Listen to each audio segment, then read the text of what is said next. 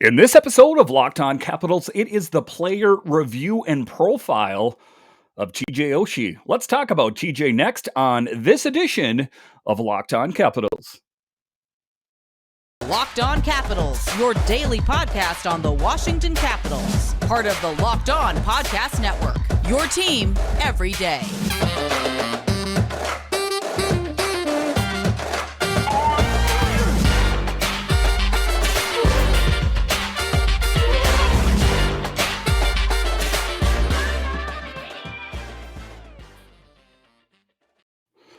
Well, hello and welcome into this edition of Locked On Capitals. I'm so glad you decided to join me today. As always, this podcast is free and available on all the major platforms, and I want to thank you for making this your first listen or view of the day. Yes, this podcast is also available in video form, so head on over to YouTube and check it out. And when you're on YouTube, make sure and hit that subscribe button. And if you like the videos, hit the thumbs up button. It really helps grow the channel. My name is Dan Holman. You can find me on Twitter. It's at DanCaps218. You can find the show on Twitter.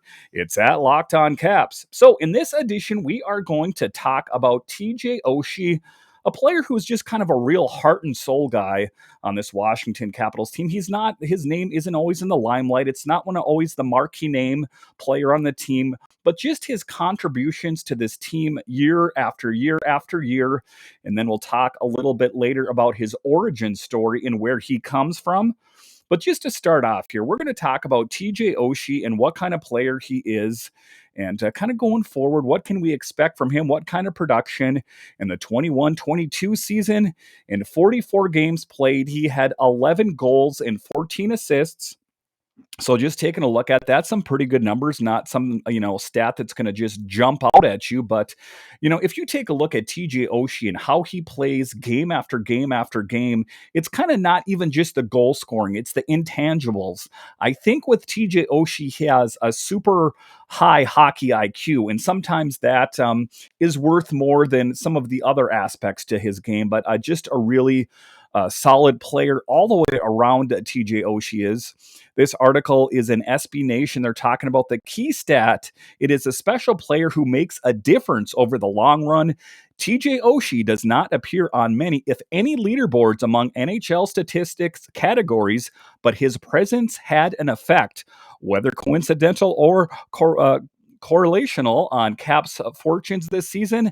They were 26-11-7 when Oshie was in the lineup, a .670 points percentage, and just 18-5-5, a .539 points percentage when he was in the press box. Hence the impressive 87% and ability to finish noted above. So this was kind of just how they were talking about hockey viz and just how he plays, the spray charts and that kind of thing, and how does he play, and just the different levels that he brings to this game. So the good Oshie start, things look quite promising as he starts his 14th season in the league. He was 4-2-6 in his first 7 games with the Caps.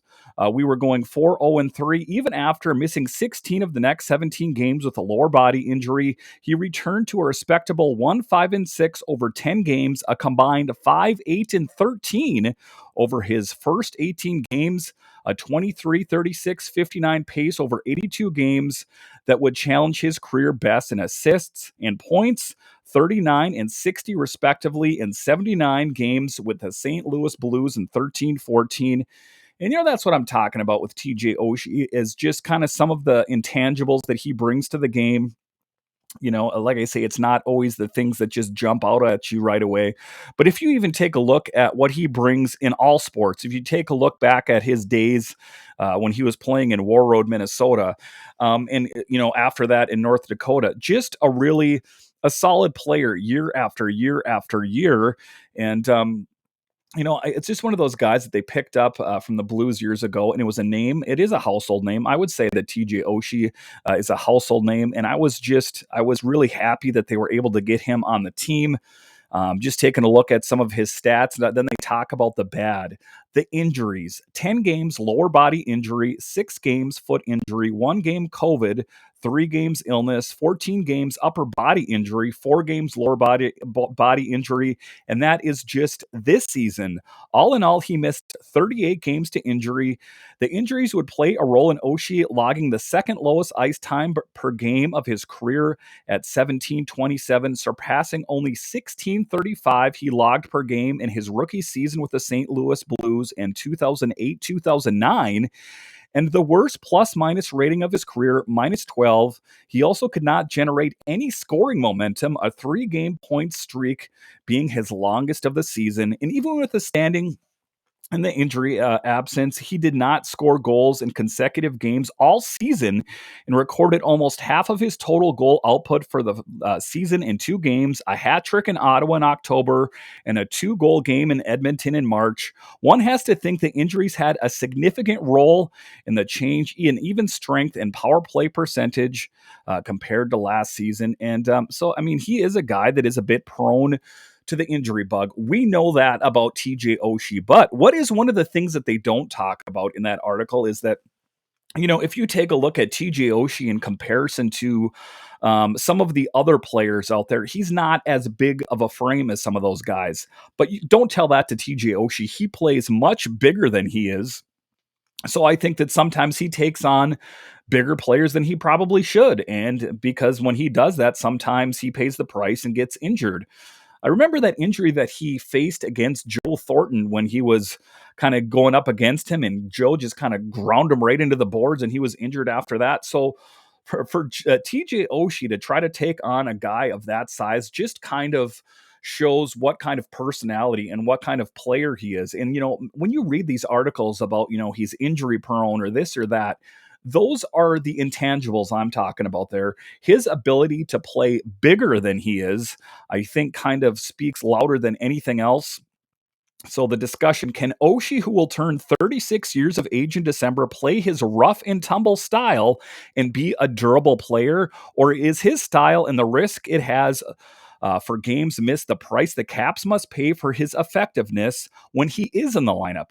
How many games can he missed and have his $5.75 million cap hit become too much of a burden for this team? In 2022-2023, the 17-minute, 27-second in ice game per game was the second lowest of his career and lowest since he skated 16:35 per game as a rookie with St. Louis in the 08-09 season. Is this the beginning of a new role with the club, or can he return to being the 18-minute, 24-second per game player he was in the first 6 seasons in Washington? And finally, what would it take for you to give Oshie a 10 next season? And they're ranking him in here. And TJ Oshie, I'm going to rank him right up there. If I'm going to give him a 0 to 10, I'm going to give him an 8. Do I think that he has room for improvement? Of course.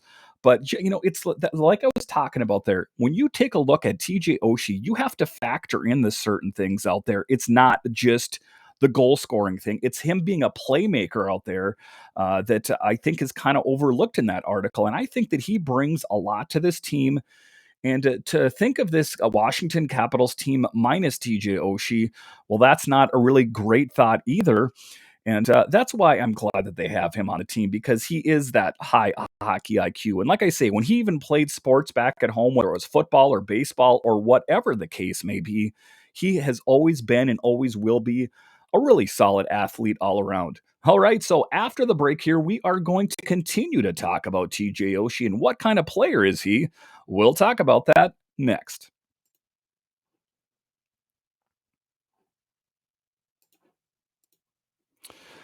All right, so you're hanging out with some friends and putting back a few drinks. A few becomes few too many as the evening becomes to an end and people start to head out. And you think for calling for a ride, but nah, you live nearby. You can make it home. It's no big deal. What are the odds you'll get pulled over anyway? And even so, what's the worst thing that could happen? Your insurance goes up, you lose your license, you lose your job, your car, you kill someone. Everyone knows about the risks of driving drunk. The results are tragic and often deadly. However, that still doesn't stop everyone from getting behind the wheel while they're under the influence. That's why police officers are out there right now looking for impaired drivers on roads to save lives. So that's what I'm talking about in kind of this PSA is that if you are too drunk to drive, then find a different way home. I mean, there is no excuse nowadays for drunk driving. I mean, there's Uber, there's Lyft, there's taxi cabs. So do the right thing. And if you're too drunk to drive or too buzzed to drive, do the right thing. It could save a life.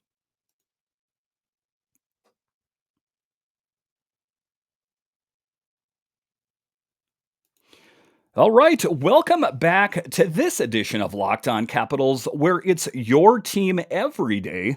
In this edition, we are talking about TJ Oshie and the contributions that he makes to this team. I know that, on paper, he is a big name. I mean, he's an Olympic winner, but sometimes I think that he gets a little bit overlooked.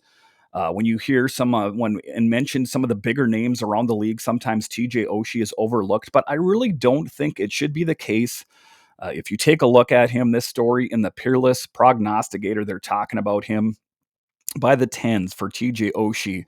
Since TJ Oshie arrived in Washington from the St. Louis Blues in a trade for Troy Brouwer, you ever all remember that, Pheonix Copley in a third-round draft pick in July 2015, he had been a winner. Oshie had played in 457 of 535 regular season games, the Caps posting a 283 124 and 50 record, a .674 winning percentage. In the 78 games he missed, the Caps were 46, 26, and 6. With a .629 winning percentage. On an 82-game base, it is the difference between 51, 22, and 9 and a 48 and 27 and 7 record. It might not look like a lot, but it can be the difference between a top seed with home advantage in the playoffs and a struggle to merely reach the postseason. And that's what I was talking about there earlier. Is that when you think of a TJ Oshie, sometimes it isn't the biggest things that pop out at you. He's not a 50 goal scorer, for example. So sometimes you have to look at the outliers, the intangibles. So here's a fearless take. Over those 457 games Oshie had played for the Caps, only Alex Ovechkin has scored more goals per game among players appearing in at least 100 games over that span, and Oshie ranks fifth in points per game, fourth among forwards this season. The difference in Capital success was even more pronounced with Oshie in the lineup. The Caps were 1.34 standing points per game when he was in the lineup, 26, 11, and 7, 1.08 points per game when he was not, 18, 15, and 5. Washington was 12, 3, and 4 when he posted at least 1 point this season. Among Caps appearing in at least 20 games, he was fifth in credited hits per 60 minutes, his 6.72 hits and 60 being the most of his career. So that's what I'm talking about. He's getting production in there, and he's also hitting hits. A very well-rounded player. I don't think that, in a lot of ways you could really ask for anything more than TJ Oshie, and I do think that when he hangs up the skates at some point that we will look back on his career and revere him as one of the better Capitals, I got to say. I think that, I've never really looked at his game and thought, he really needs to work on that. If there's some things I think he's guilty of, it's about playing bigger than he is too much to the point where it's detrimental to not only him, to the team, because if he gets injured, obviously he's out of the lineup. And sometimes the guys that replace him are not nearly as good. So here, the take of it is, there is a flip side to some of those numbers. Take points. Sure, the Caps were successful when he posted points, but he didn't do it all that often. His 0.57 points per game was a career low. About hits, the Caps were 15, 8, and 1 when he recorded at least 2, but they were also 11, 3, and 6 when he was credited with fewer than 2. His minus 10 goal differential at even strength was the worst of his career. And in only 44 games, a critical element of his power play, he averaged only 8.2 shots per 60 minutes with a man advantage, third lowest of his career and lowest as a Capital. His 49.0 shot attempt for on ice at 5-on-5 was the lowest of his career. His numbers were an odd counterpoint to his success the Caps had when he played. And, that's kind of just a counterpoint on what kind of player he is. In 7 seasons with the St. Louis Blues, Oshie never posted a shooting percentage over 14%. In 7 seasons with the Caps, he has never been under 14%. So I think that, to a certain extent, that TJ Oshie thrives in the environment that is the Washington Capitals. And if you guys remember back when it was the Seattle Kraken expansion draft, that was one of the things that the Capitals and the Capitals fans feared the most, was that it seemed for a while that TJ Oshie was locked on going out to the Kraken. And I mean, I'm glad that, the Caps found a way to protect him and keep him on this team, but just kind of a testament of how important he is on this team is that I remember how up in arms every Capitals fan was that he was potentially going out to Seattle. And I remember that, it got kind of spun out of hand where, he was wearing, I want to say, like a certain color sweatshirt that kind of looked like the Seattle Kraken. And everyone's like, see, he is going out there. So just to kind of tie it back is that I think that the Washington Capitals fan base and the team in general is in love with TJ Oshie, and they love him on the team. And I think that he makes really a lot of great contributions to this team. Despite being a winger, Oshie was often called upon to take faceoffs. He took 169 draws in 44 games this season. In 14 games in which he was over 50% in faceoff wins, the Caps were 10-3-1. So one of the biggest games to remember was on October 25th at Ottawa. The Caps started their season with points in 5 straight games, going 3-0-2 before heading into Ottawa for a matchup with the Senators. Oshie had a modest start, posting a goal and an assist in 7 season's first 5 games. The game against Ottawa would be more productive. After the Senators opened the scoring less than 3 minutes into the contest, Oshie got the Caps even in the 7th minute. When the Caps took advantage of a turnover by Senators deep in their own zone, Trevor Van Riemsdyk gobbled up the loose puck and fed Oshie darting to the net out of the corner to the right of the goalie, Anton Forsberg. Oshie snapped a shot past Forsberg on the far side, and the Caps were tied. Less than 5 minutes later, it was Oshie again giving the Caps the lead. Anthony Mantha and Connor McMichael getting the assists. McMichael recorded his first NHL point. Do you remember where you were? I remember watching that game. Just a really great moment for Connor McMichael. The Caps chased Forsberg with 2 more first period goals to take a 4-1 lead to the first intermission, but the Senators stormed back to the start the second with 3 goals in less than 7 minutes to tie the game 4-4.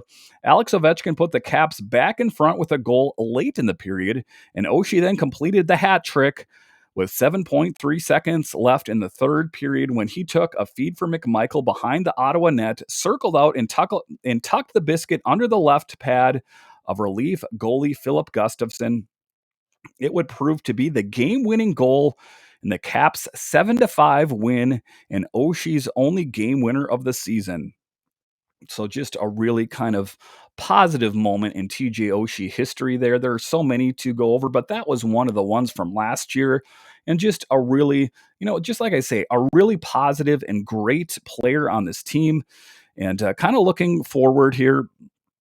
So looking ahead, it is hard to look forward without looking back at Oshie. In 7 years with the Caps, he has missed 78 regular season games. It is perhaps the price a player pays for playing a rough and tumble style game that might be more appropriate for a bigger player, kind of like what I talked about in the first segment there. So the question becomes whether Oshie, who will turn 36 in December, can flourish and remain healthy playing that way he does. So I guess that remains to be seen. I mean, I don't think that, TJ Oshie is going to change the style of play that he plays just because he's getting older. That's a bit ridiculous.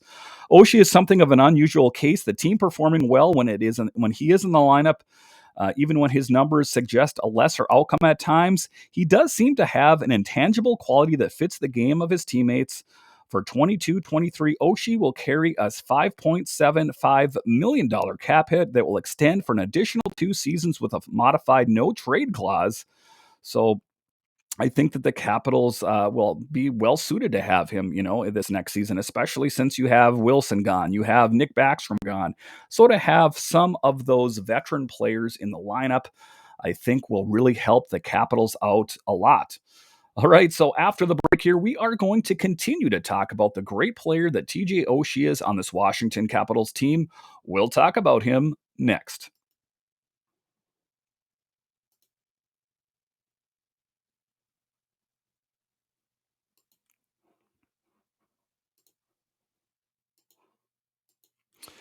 BetOnline.net is the fastest and easiest way to check in on all your betting needs. Find all of your favorite sports and events at the number one online source for odds, lines, and games. Find reviews and news of every league, including Major League Baseball, NFL, NBA, NHL, combat sports, esports, and even golf. BetOnline continues to be the top online resource for all your sports wagering information from live in-game betting, scores, and podcasts. They have you covered. And if you want to go to the website, you can find the best teams to put money on. And if it's a game you're not really that interested in, using BetOnline makes it that much more exciting. Head to BetOnline today or use your mobile device to learn more about the trends in action. BetOnline, where the game starts.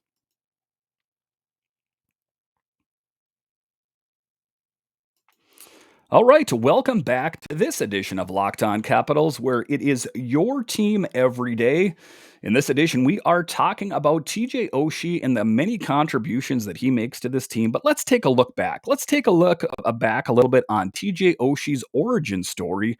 Where is he from? So he rose to prominence. You know, he was a great player going all the way back to Warroad, Minnesota. He then played for Sioux Falls and the University of University of North Dakota. And then he went on to play for the Blues for several seasons, and then with the Washington Capitals. But just taking a look at his career and, the early years. He was born in Mount Vernon, Washington. Oshie was raised in Everett, north of Seattle, and was on the ice at age 5 in Seattle Junior Hockey Association, where he played for 10 years.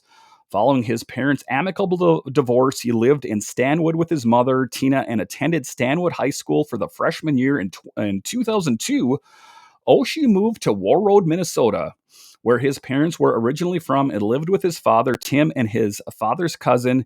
He attended Warroad High School, where he was a star player on the hockey team for 3 seasons, leading the club to 2 Minnesota State Class A titles in 03-05. And I got to tell you guys that is a big deal in Minnesota, the state hockey tournaments. I don't know what it's like for where you're from, but in Minnesota, it is huge. And he made the state's all-tournament team in 3 years with 100 points, 37 goals, and 63 assists. In 31 games as a senior, he led all Minnesota high school players in scoring, subsequently being named to the 2005 Associated Press and Pioneer Press All-State First Team and finishing as a Minnesota Mr. Hockey finalist. That's quite the accolade for when you're in high school. At the completion of his senior year with the Warriors in 04-05, he attended the University of North Dakota, where he played for the Fighting Sioux. And I got to say that is a hockey factory out there, the University of North Dakota. There have been a lot of big players that have gone through there.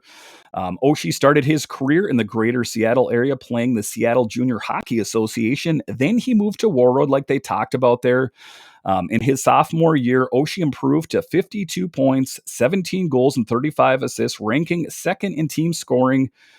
He earned third team All WCHA and received the Fighting Sioux's Cliff Fido Purple Award, given to the player who demonstrates hard work and determination while generating excitement on ice.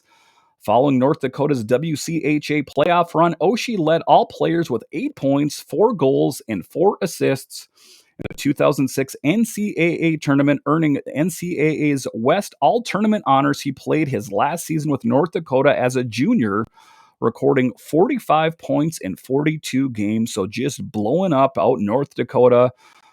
Just played really well. And I mean, if you take a look at the laundry list of players that have gone through that particular college, it is quite astounding. So then, as we know, he played with the St. Louis Blues there. And then the big things that happened when he came to the Washington Capitals, was a big day for him, but it was also a big deal for the Capitals. If you take a look back on it, he was obviously an integral role in the Washington Capitals winning the Stanley Cup.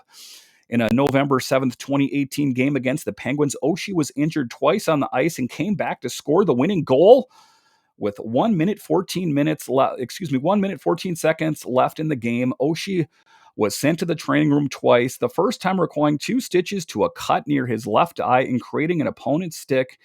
He then took one off the shoulder to the head of Evgeny Malkin, On November 14th, in a 3-1 loss to the Winnipeg Jets, Oshie suffered a possible concussion when he was slammed down by Jets defenseman Josh Morrissey, who was later fined in unsportsmanlike conduct. Oshie has 4 reported concussions in his NHL career after missing 11 games. He returned for a December 11th, 2018 home game against the Detroit Red Wings, scoring a goal in the 6-2 Caps win. And there's so many accolades to roll off for TJ Oshie. And that's kind of the worrisome part about the concussion thing, is that is what can get you in the long run. If you want to take a look at Sidney Crosby, another guy that's been has quite a few issues with concussion. So I think there just needs to be a real mandate around hockey and sports like this to really protect these guys' heads. I know that they're doing what they can do. They're wearing helmets, and it is a rough sport.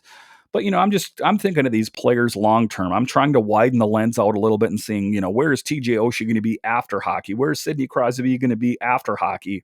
You hear those stories of football players that they've kind of had their brains rattled around from playing football for so many years. We don't want that same fate for the likes of, like, say, an Oshie or a Crosby. I know that Crosby is one of our foes, but I still don't wish him any harm. In April 18th, 2019, during Game 4 of the first round series between the Capitals and the Carolina Hurricanes, Oshie was severely injured after being cross-checked into the boards by Hurricane forward Warren Foegele. Later tests revealed the injury to be a broken collarbone, and Oshie was ruled out indefinitely. Oshie ultimately missed the remaining of the series, which the Capitals lost in 7 games. On January 11th, 2020, Oshie was voted into the 2020 National Hockey League All-Star Game, along with Mitch Marner, Quinn Hughes, and David Perron.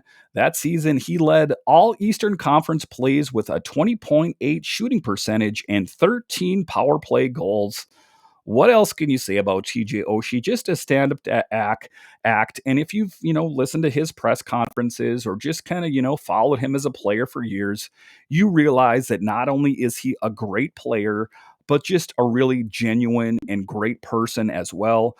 And, sometimes I think when you're in professional sports, you can kind of let the success go to your head a little bit. And that just doesn't seem to be the case with TJ Oshie. Like I say, an awesome hockey player, of course, but also just a really great person as well. And that's important as well. Thank you for making Locked On Capitals your first listen every day. Now make your second listen Locked On NHL. Locked On experts give you a daily 30-minute podcast on all things NHL all year long. Stay up to date on everything in the hockey world. Locked On NHL, your daily 30-minute podcast. All right, so in this last episode, that is what we were talking about. TJ Oshie, just a really great player. And, just kind of taking a look at his career. Sometimes we can kind of gloss over the many statistics here.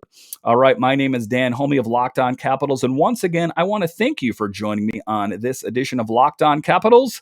And I'll talk to you next time.